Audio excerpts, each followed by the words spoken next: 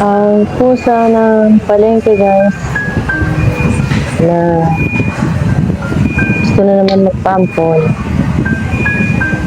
Napakalambing niya guys.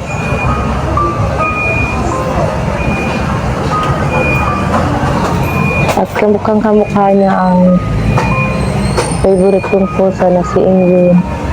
At saka yung isang pusa din na galing dyan sa palengke din, si Baraki, na pares ng lumalang guys. Mukhang kamukha niya yung dalawa niya. Ngayon, ang bait talaga nila kasi dalawa kasunod na nawala sa akin. Pinalitan naman niya agad na kamukha ng dalawa. Mukhang kamukha nila guys.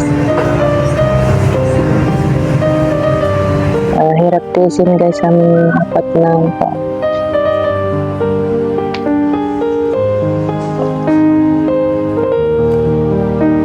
yan, ganyan siya guys. Maghapon siya dyan sa pwesto kong ganyan. Matutulog.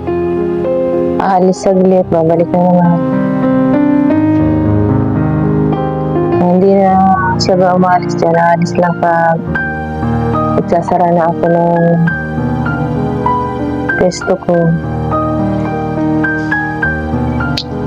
Sobrang hindi ko alam po saan galing yung pusa na to.